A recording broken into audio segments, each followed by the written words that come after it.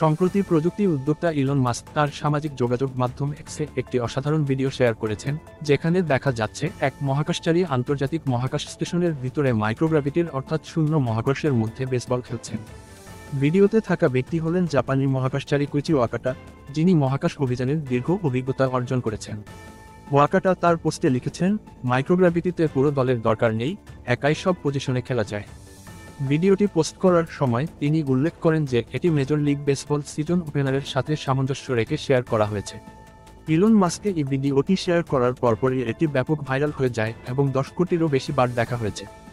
সামাজিক মাধ্যমে অনেকে ভিডিওটি দেখে মুগ্ধতা প্রকাশ করেন এবং শূন্য মহাকর্ষে ক্রীড়া প্রতিযোগিতা কতটা মজার হতে পারে তা নিয়ে আলোচনা করেন। কেউ কেউ মন্তব্য করেছেন, ভবিষ্যতে মহাকাশের নতুন ধরনের স্পোর্টস তৈরি হতে পারে। কোইচি ওয়াকাটার মহাকাশযাত্রা। কোইচি ওয়াকাটা হলেন জাপানের অন্যতম অভিজ্ঞ মহাকাশচারী, যিনি 5টি আলাদা মহাকাশ মিশনে অংশগ্রহণ করেছেন এবং 2024 সালে জাপান আইরোস্পেস এক্সপ্লোরেশন এজেন্সি থেকে অবসর নিয়েছেন। 2014 সালে তিনি ইসরোর প্রথম জাপানি কমান্ডার হন এবং তার সাম্প্রতিক মিশন এক্সপেডিশন 68 এর সময়ে এই মজার মুহূর্তটি ধারণ করা হয়। এই ভিডিওটি শুধুমাত্র বিনোদনের জন্য নয়, বরং মহাকাশ গবেষণার প্রতি মানুষের আগ্রহ বাড়াতেও সহায়ক হতে পারে বলে অনেকেই মনে করছেন। ভবিষ্যতে মহাকাশ পর্যটন বা মহাকাশের নতুন ধরনের খেলাধুলার সম্ভাবনা কেমন হতে পারে তা নিয়েও আলোচনা চলছে।